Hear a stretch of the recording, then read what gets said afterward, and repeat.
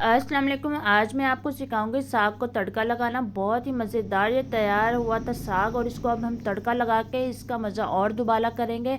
चलते हैं अब रेसिपी की तरफ। यहाँ पर बिल्कुल स्मॉल साइज़ का मैंने यहाँ पर प्याज लिया था, जिसे कटिंग करके इसमें ऐड किया है, और आधा कप इसमें ऑयल का ऐड करूँगी। साग जो तड़का लगा रही हूँ उसकी क्वान्टिटी 1 kg के करीब होगी तकरीबन।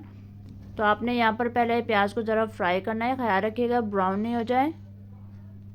अब यहाँ पर अदरक लहसुन का पेस्ट मैंने ऐड किया है। इसमें अदरक की क्वांटिटी ज़्यादा थी और लहसुन की कम थी, क्योंकि इसमें बहुत अच्छी खुशबू आती है, जायका बहुत ज़बरदस्त हो जाता है अगर आप अदरक की क्वांटिटी ज़्यादा करेंगे तो।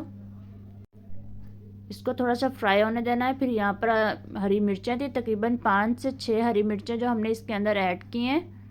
यह आपने पहले अपना साग चेक कर लेना है, अगर आपको कम लगे तो आपने हरी मिर्च ऐड करनी है। लाल मिर्च बिल्कुल नहीं ऐड करिएगा, उसका फ्लेवर और हो जाएगा।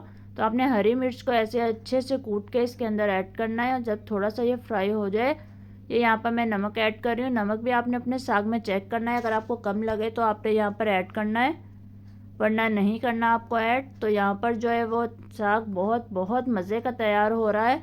तो ये देखें, यहाँ पर साग इसके अंदर अब ऐड कर देंगे। साग की रेसिपी भी आपको मेरे चैनल पर मिलेगी, आप जाकर देखिएगा। बहुत मज़े का साग ये तैयार हुआ था, बहुत ज़बरदस्त खुशबू थी यहाँ पर। और जब तड़का लगा तड़के के बाद तो ये और भी टेस्टी हो गया। तो आपने इसके अंदर अब साग ऐड करके इसको अच्छे से मिक्स कर लेना है इसके अंदर।